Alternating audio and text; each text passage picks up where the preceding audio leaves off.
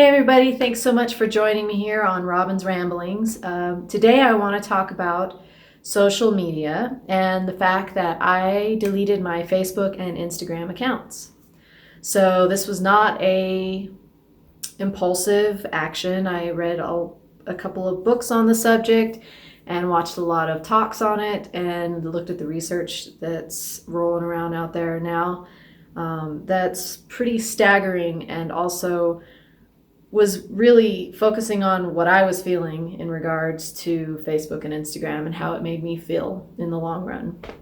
So I took a break from it for about 7 months at the end of last year just to see how I felt, because I was getting a little bit of anxiety and some feelings of depression and loneliness.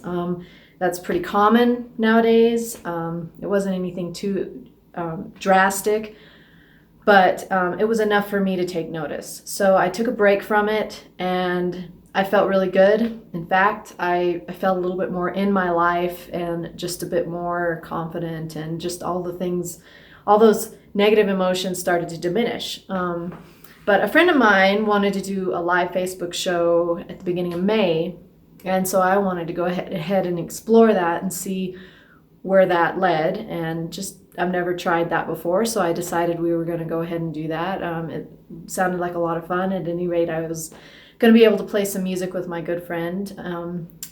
And so I did that a couple of times this summer, and I really enjoyed playing with her, and I had a lot of fun just kind of like collaborating on that. But at the same time, I still had those feelings of, it's almost an oppressive feeling. It's hard to describe what I was feeling, but it was enough for me to actually reconsider actually deleting, not just taking a break from or stepping back from, but actually deleting those accounts and going in another direction. So I read some books. One of the books was, what was it? 10 arguments, sorry, I had to think for a second. 10 arguments for deleting your social media accounts right now, from Jaron Lanier, I think is the name. I have a hard time pronouncing his name. And it was a really good book, and he has some amazing YouTube videos on it, so you can actually just go and watch the YouTube videos. And I'm going to put links down below for a lot of the other YouTube videos I've watched and some of the books that I would recommend if you're feeling like this might be the direction that you want to go. I am obviously not trying to tell people that they should or should not do this. Just for me personally, I feel like it's a good decision. Now, would I love to see everyone do this? Absolutely. I would love to see everyone focus their energy elsewhere and maybe put some pressure on these companies to change their platforms, to change how they run. But at the moment, I have deleted my Facebook and Instagram accounts, and I'm really excited about it. A lot of people told me, as a musician and a photographer, that this would be one of the biggest mistakes I ever make, is deleting my Facebook and Instagram accounts. And I actually had someone tell me that the only way to become successful this day and age is to have those platforms and to utilize those tools.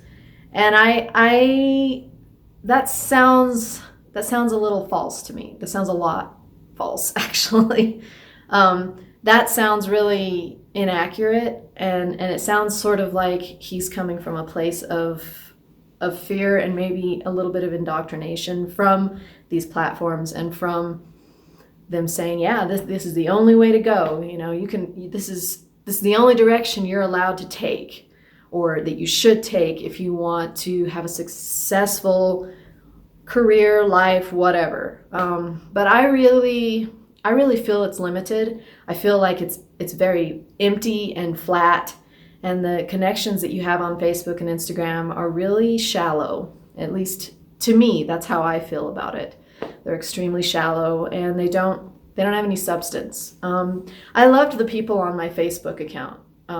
Everybody that were my friends, you know, I really enjoyed hearing people like stuff that I posted and liking other people's posts, but I realized that none of these people are in my life on a personal basis. Like some of them I haven't seen in 15 years, you know, and and it's that's how I'm trying to explain that it's sort of an empty connection. There's no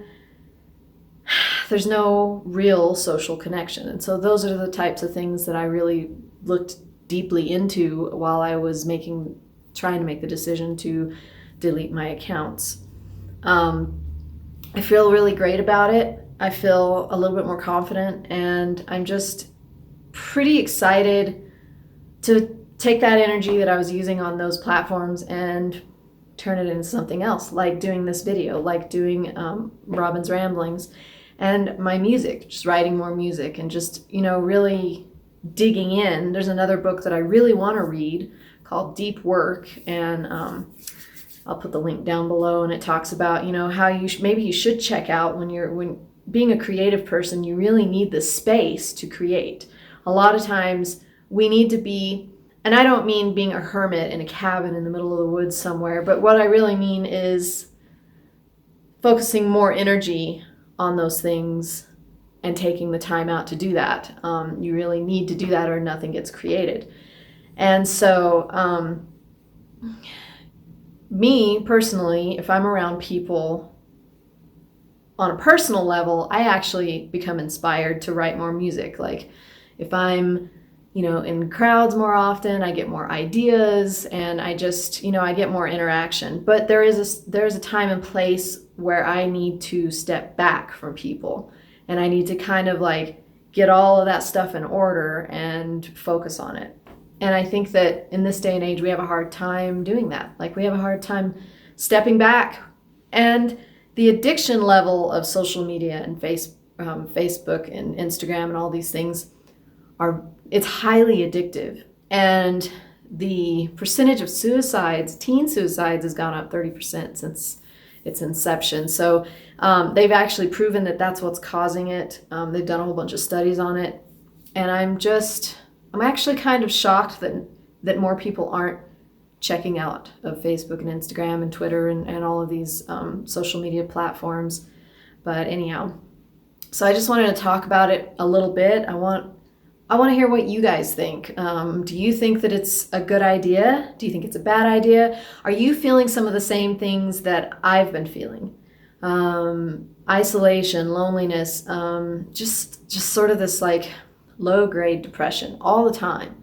And also not being able to put your phone down. Like I luckily didn't have that problem, but I know a lot of people that are just completely entranced and addicted to it. They cannot put their phones down. They sit in front of the computer for 3 hours a night and scroll and scroll and scroll and hit comments and watch videos and do all this kind of stuff while their personal lives are in shambles, or the dishes are piling up, or you know what I mean. Like, yeah, sometimes every once in a while I end up not wanting to do dishes, and I don't. But what I'm saying is, for example, my husband and I went to a restaurant the other day, and we had dinner.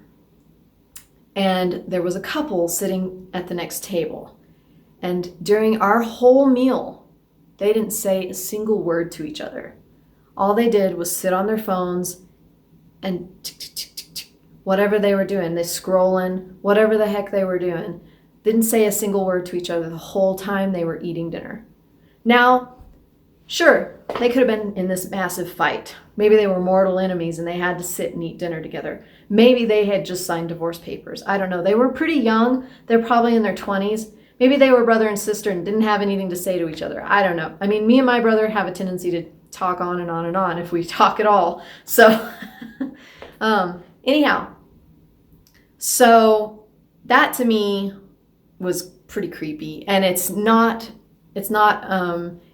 the norm is what I'm trying to say. It's something that's becoming normalized in society. People walk down the street. I have seen this. People walking down the sidewalks with their phones in front of their faces. I don't even know how you can see where you're going. Like, are you gonna you trip and fall? How do you navigate where you're going? I know that we adapt and we learn motor skills, muscle memory, and all that kind of stuff. So maybe, and we do have really good peripheral vision. But the whole point I'm trying to make is people have their phones just stuck to their faces, and it's sort of dystopian creepiness going on to a level that I could have never imagined would ever happen.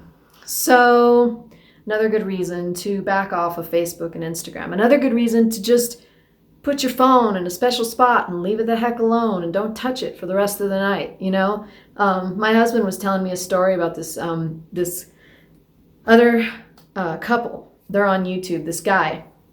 And he basically made an agreement that if his wife was going to be on her phone all night long, he would take a air horn and blow it her direction. I imagine he wasn't doing it right into her ear because that would be awful.